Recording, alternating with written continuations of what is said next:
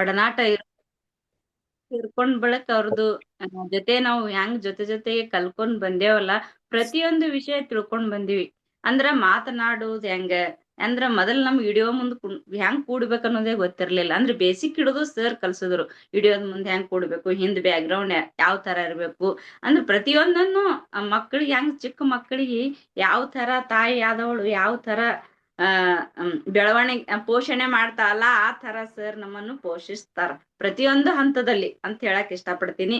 ಅಂದ್ರ ಈ ಸಾಕಷ್ಟು ವಿಷಯಗಳು ಕೊಡ್ತಾರ ಅವ್ರು. ವಾರಕ್ಕೆ ಒಂದ್ 4 ವಿಷಯ ಕೊಡ್ತಿರ್ತಾರ.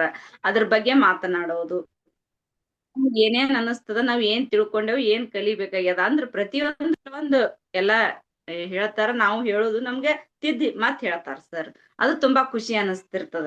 ಅಂದ್ರ ಈಗ ದಿನ ಆದಂಗ ನಮ್ಗೆ ಏನಂದ್ರ ನಮ್ದೇ ಒಂದೊಂದ್ ಸೆಲ್ಫ್ ಕಾನ್ಫಿಡೆನ್ಸ್ ಬೆಳಿತದ. ಯಾಕಂದ್ರ ಒಂದು ವಿಷಯ ಕೊಟ್ಟಾಕ್ರ ಯಾವ ತರ ನಾವು ಅದ್ರ ಕಂಟ್ರೋಲ್ ತಗೊಂಡು ನಮ್ಮದೇ ಆದ ಶೈಲಿಯಲ್ಲಿ ಯಾವ ತರ ಆ, ನಿ- ವಿವರಣೆ ಮಾಡಿ ಹೇಳ್ಬಹುದಲ್ಲ ಅಂತ ಹೇಳಿ ಪ್ರತಿಯೊಂದು ಹಂತದ ನಮ್ದೇ ಆದ ಒಂದ್ ಸ್ವಂತಿಕೆಯನ್ನು ಬಳಸ್ಕೋತೀವಲ್ಲ, ಅದು ತುಂಬಾ ಖುಷಿ ಅನಸ್ತದ. ಅಂದ್ರ ಯಾವ ಪದಗಳಿಂದ ಅಂದ್ರ ಈಗ ನಮ್ದು ಬರೇ ಪದ ಅಂದ್ರ ಒಂದು ಒಂದೇ ಪದ ಹೆಚ್ಚು ಬಳಕೆ ಮಾಡ್ತಿರ್ತೇವೆ. ಆದ್ರ ಯಾವ ತರ ಗುಚ್ಛಗಳ ಬಗ್ಗೆ ಸರ್ ಕಲಿಸ್ತಿರ್ತಾರ ಪ್ರತಿಯೊಂದು ಹಂತ.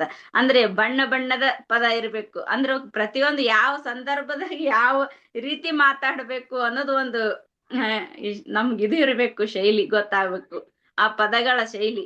ಅಂದ್ರೆ ಈಗ ಪ್ರತಿಯೊಂದು ಹಂತದಲ್ಲಿ ನಮ್ಮದೇ ಆದಂತ ಒಂದು ವಿಚಾರಧಾರೆಗಳನ್ನು ವ್ಯಕ್ತಪಡಿಸಲಿಕ್ಕ ತುಂಬಾ ಖುಷಿ ಅನಿಸ್ತದ ಸರ್ ಹೇಳಿದ್ದಕ್ಕ ಧನ್ಯವಾದಗಳು ಸರ್.